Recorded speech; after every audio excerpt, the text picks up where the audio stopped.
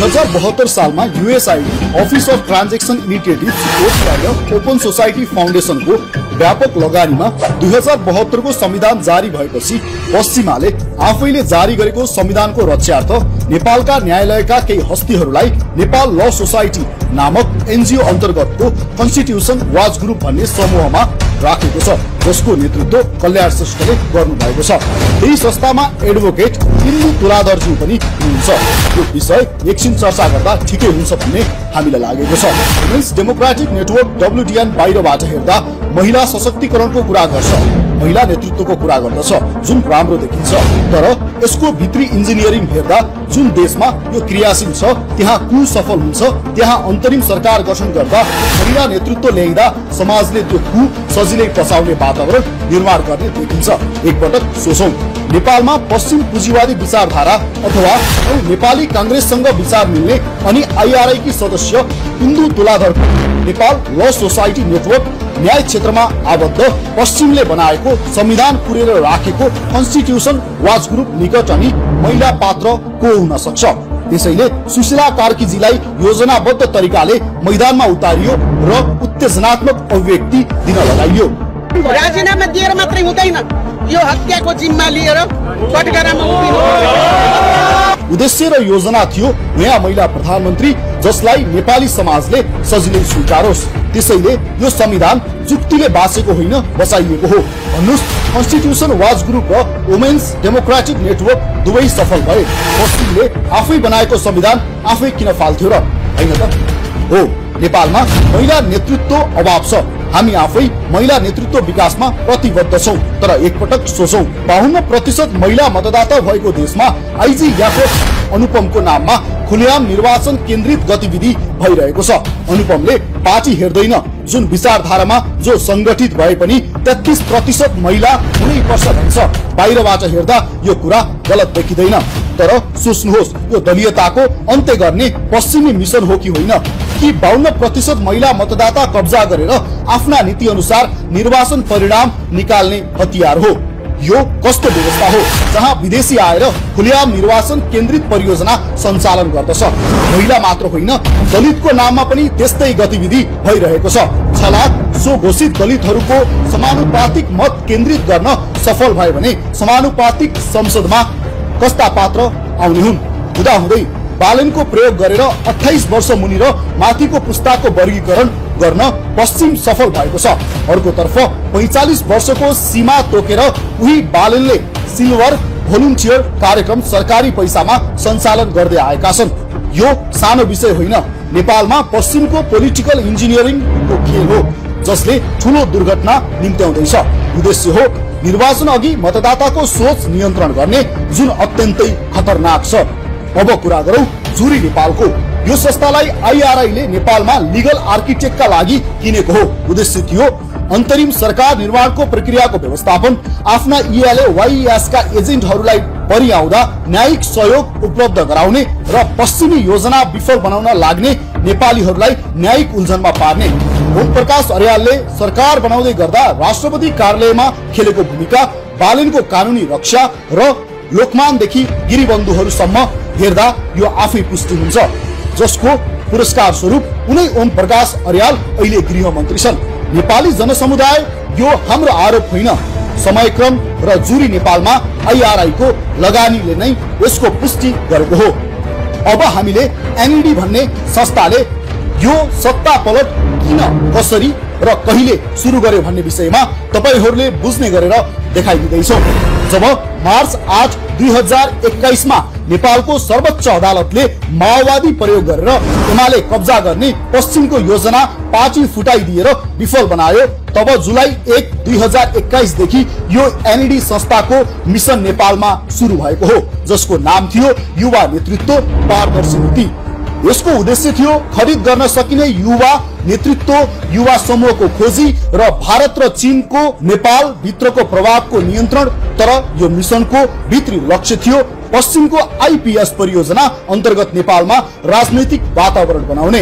IRI ले एकतर्फ we for change center for social change र दलित युथ अलायन्स हामी नेपाल कलाकार पत्रकार लगायत संस्थासँग सहकार्य र सहभागी छनौट मापदण्ड तय गर्न छलफल चलाउन सुरु गर्यो भने अर्कोतर्फ सोलुसन कन्सल्टेन्ट प्रणाली मार्फत सर्वे गर्यो। सर्वेको मुख्य लक्ष्य थियो नेपाली समाजको अन्तर्विरोधको खोजी, युवाहरूको ब्रेन वाश स्कुलिङ।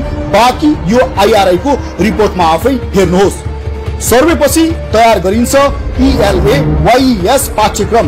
पाठ्यक्रमको मुख्य विषय थियो बुढा नेताले गर्दा युवा नेतृत्वमा आउन सकेनन्, भारत र चीनले गर्दा नेपाल विकास हुन सकेन। यही पाठ्यक्रमले अहिले देखिएका युवा भ्रमित छन्। त्यसपछि चुनावको घोषणा हुन स्थानीय चुनावमा बालेन्द्र शाहलाई centre for media research CMR Nepal पत्रकार समूह प्रयोग गरेर देवत्वकरण गरिन्छ र उनीहरूलाई पहिलो सफलता मिल्छ। सोही समयमा सुदन गुरुङलाई थरानमा हर्क सम्पाङ विरुद्ध प्रयोग गरिन्छ, त्यही उनीहरू विफल हुन्छन्। CMR नेपाल पनि IRI बाट डलर लिने संस्था हो र नेपालमा मिडिया म्यानिपुलेसनको काम गर्दछ। त्यसपछि आउँछ संसदीय निर्वाचन। चुनाव अघि रविलाई केन्द्रमा राखेर ELA YES का विद्यार्थी तोसीमा, सुमना, सोभिता, गणेश कार्की, पुकार बम लगायतका झुण्ड बटुलेर रविको नेतृत्वमा रासोपा बनाइन्छ र pre election colour revolution trial गरिन्छ भने गुल्मीका सागर ढकाललाई डडेलधुरा लगिन्छ। यहाँ पनि यिनीहरूलाई दोस्रो सफलता मिल्छ। त्यसपछि सुरु हुन्छ मिशन 84। IRI गुपचुप रूपमा 84 को चुनावी तयारीको लागि क्रियाशील हुन्छ। यही मिशन अन्तर्गत महिलाको लागि IGFF अनुपम, दलितको लागि दलित अभियान, चुनावी माहौलको लागि CMR नेपाल, मजदुरहरूका लागि सोलिडारिटी सेन्टर, तिब्बतीका लागि चाइना इन द वर्ल्ड लगायत अमेरिकामा दर्ता रहेका ग्लोबल प्रपोज ग्रुप अन्तर्गतको वी हेल्प नेपाल, हामी नेपाल जस्ता संस्था क्रियाशील गराइन्छ। लक्ष्य हुन्छ बालेनको उदयको जगमा सुमना श्रेष्ठ लगायत ELA YES का विद्यार्थीहरूको राजनैतिक शक्ति निर्माण र पुराना पात्रहरू स्वर्णी वाग्ले, गगन थापा, नारायण काशी, योगेश भट्टराई लगायतहरूको पार्टी सत्तामा उदय र पुराना र नयाँबाट 84 को चुनावमा पश्चिम अनुकूल नेपालको राजनैतिक दृश्य निर्माण र IPS को अनुकूलताको निर्माण। तर अचानक 2081 सालमा पश्चिमको योजना विपरीत माओवादीको सरकार बन्छ अनि केपी र आरजुको गठबन्धनमा सरकार गठन हुन्छ र डिजिटल BRI पथवे अगाडि बढ्छ। त्यसपछि फेरि NED सक्रिय हुन्छ र सुरु हुन्छ जेनजी आन्दोलनको राजनैतिक इन्जिनियरिङ। सिंहदरबार जलाउने र तख्ता पल्टाउने कुको योजना सहित उद्देश्य हुन्छ केपी ओलीको बहिर्गमन, अन्तरिम सरकार निर्माण र पार्टी भित्र महाधिवेशन मार्फत पश्चिम अनुकूल नेतृत्व स्थापना। 2081 सालमा IRI ले CSIR सर्वे गरेको छ, त्यो हामीले यहाँ राखिदिएका छौं, गुगलमा पनि भेटिन्छ। खास गरी देशका सुरक्षा विज्ञले त्यसको विश्लेषण गर्नु अत्यन्त जरुरी छ। त्यहाँ सर्वेक्षणका केही विषयहरू गम्भीर छन्। कति जनता कुन सामाजिक सञ्जाल कति प्रयोग गर्छन्, अहिलेका पार्टी ठिक छन् कि नयाँ पार्टी आउँदा ठिक हुन्छ, कति जनता अहिलेको व्यवस्थामा खुसी छन्, कति प्रतिशत मतदाता कुन उमेर समूहका छन्, कति युवा विदेश जाने मानसिकतामा छन् र कुन जातिका कति मतदाता छन्, यी सबै कुरा त्यहाँ उल्लेख छन्। पश्चिमले यस्तो डेटा संकलन र विश्लेषण गरेर मात्र सत्ता परिवर्तनको राजनीतिक इन्जिनियरिङ गर्ने गर्छ, जुन कुरा हाम्रा संयन्त्रले थाहा नै पाउँदैनन्। जेनजी आन्दोलनको डिजाइन यही संस्थाले यही सर्वे डाटाको आधारमा गरेको हो। सबैले एकपटक यो विषय गम्भीर भएर हेर्नुहोस्। यही सर्वेक्षणको नतिजा हेर्ने हो भने 58% जनता मात्र यो व्यवस्थाको साथमा छन्। 42% जनता 2081 सालमै व्यवस्था परिवर्तनको पक्षमा थिए। अहिले यो नाङ्गो वैदेशिक हस्तक्षेप र INGO को सरकार देखेपछि यो अभिमत बढेर 80% जनता व्यवस्था परिवर्तनको पक्षमा पुगेका छन्। त्यसैले पनि अबको परिवर्तनमा साथ दिन हामी सुरक्षा संयन्त्रलाई अपील गर्दछौं। हामीले बिर्सन नहुने कुरा के हो भने बालेनको सिंहदरबार जलाउने धम्की र CSIR IRI अन्तर्गत द्वारा गरिएको 2024 को सर्वेक्षणको समय आपसमा मेल खान्छ। 3 सेप्टेम्बर 2025 मा सकिएको केपी ओलीको चीन भ्रमणमा भएका हरकत, हुवाईलाई नेपाली टेलिकमको बिलिङ सिस्टम ठेक्का लगायतका कारण र पश्चिम यापहरूको प्रतिबन्धको प्रतिशोध लिन भाद्र 23 र 24 गतेको अपरेसन गर्न एनईडीलाई सजिलो भयो। हामीले अघिल्लो भिडियोमा एकाउन्टेबिलिटी ल्याब, फ्रिडम स्टुडियो लगायतका संस्थाले कसरी नेपो बेबी ट्रेन्ड चलाए भन्ने देखाइसकेका छौं। त्यो भिड जम्मा गर्ने कार्य थियो। त्यो दिन 33% फेक आइडीहरूको प्रयोग भएको इजरायली अनुसन्धानकर्ताहरूले पुष्टि गरेका छन्। नमस्ते युवा साथीहरू, मेरो नाम निश्चल खराल हो र म फ्रिडम स्टुडियोको संस्थापक हुँ र यो संस्थालाई नेतृत्व पनि गर्छु। फ्रिडम स्टुडियो एउटा यस्तो सामाजिक संस्था हो जसले चाहिँ युवाहरूको आवाजलाई बुलन्द बनाउनको लागि सशक्तिकरणको काम गर्छ, युवाहरूलाई चाहिँ इम्पावर गर्ने काम गर्छ। र हाम्रो नितान्त भनेको युवाहरूलाई सशक्तिकरण गर्ने, युवाहरूको मन हौसला अगाडि बढाउने र त्यसमा परिवर्तन गर्ने। म के भन्न चाहन्छु भने यङ पिपुललाई इन्भेस्टमेन्ट चाहिन्छ र हामी त्यो चाहिँ क्रिएट गरौँ न त, इन्भाइरोमेन्ट क्रिएट गरौँ भनेर लागिरहेको र त्यसमा कुनै पनि रिग्रेट छैन मलाई। र आइ एम भेरी ह्याप्पी कि जुन चाहिँ जेनजीको प्रोटेस्टबाट जुन चेन्ज आएको छ, आइ एम सो ह्याप्पी होइन, एकदम राम्रो भएको छ। एकदम अमेजिङ उदाहरणहरू देख्न पाइएको छ होइन, जसरी कोअर्डिनेसन भयो। I am so happy that Balen did amazing coordination होइन, उसले इन्डाइरेक्टली बसेर भए पनि यो प्रोसेसलाई फेसिलिटेट गरेको छ। I am so happy to have some hope like him, जसले चाहिँ परिवर्तनलाई नेपाली जनतासम्म पुर्याउन सक्षमता राख्छ। 23 गतेको लागि ELAYS का विद्यार्थीलाई भने डिस्कोर्ड चलाउन, भिड परिचालन तथा व्यवस्थापन गर्न पूर्व तयारी गराइएको थियो। चाइना इन द वर्ल्ड मार्फत TOB-लाई भिड भड्काउन प्रयोग गरेको थियो, जसकारण 23 गतेको घटना हुन पुग्यो। यो पुष्टि भइसकेको छ। 24 गतेको लागि 77 वटा जिल्लामा मुख्य पार्टीका ट्रेड युनियनहरू प्रयोग भए, जुन कुरा अहिलेका दलहरूले एक आपसमा गरिराखेका आरोप प्रत्यारोपले पुष्टि गर्दछ। सबै दलका ट्रेड युनियनहरू अहिले IRI सोलिडारिटी सेन्टरका कब्जामा छन्। यसरी कु गरियो, फलस्वरूप WDLले महिला प्रधानमन्त्री पायो।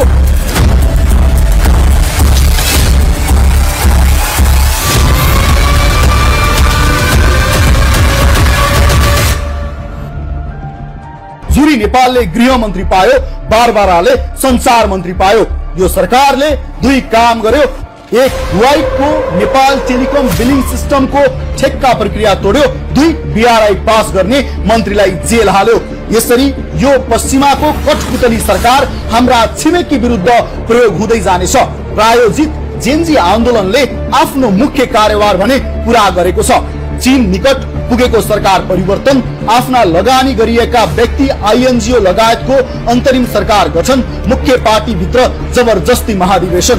यहाँ पनि ELAYS को योजना आफ्नै लगानीमा बनाएको 72 को संविधान भित्रबाट अन्तरिम सरकार गठन, रोडम्याप, सेनासँग वार्ता र सांसद विघटनको एक मात्र बाटो र 24 गते साँझ बालेनको सोही सेनासँग वार्ता र संसद विघटन एजेन्डा स्टाटस मार्फत आउनु पनि संयोग नै होला। अब विभिन्न आवरणमा भएका ELAYS का झुण्डलाई सुमनाको नेतृत्वमा एकै ठाउँमा जम्मा गरेर नेपाली जनतालाई अर्को धोका दिने खेल रचिँदैछ। आजको दिनमा हामीले यो सत्यलाई उजागर गर्न बाध्यतामा छौं। सुमना श्रेष्ठ सन् 2015 मा नेपाल आएर विवेकशील साझामा जोडिएकी हुन् र उनका श्रीमान पवेल स्टाविन्स्की हुन्। उनको अध्ययन इकोनोमिक्स हो, तर नेपाल आउन अगाडि उनी पोल्यान्डका पोलिस पत्रकार हुन्। उनी 2015 अगाडि नै अमुक संस्था मार्फत नेपाल र भारतमा क्रियाशील थिए। उनले नेपालको गढीमाई मेलाको डकुमेन्ट्री समेत पहिले नै बनाइसकेका हुन्। उनी 2072 को संविधान पछि नेपालमा ग्लोबल पर्पज ग्रुप GPS मार्फत वी हेल्प नेपाल नामक INGO चलाउँछन्, जसको दर्ता अमेरिकामा छ। VIN, PISL, वास जस्ता संस्थामा $6 लाख बढी रकम नेपाल भित्राइसकेको छ।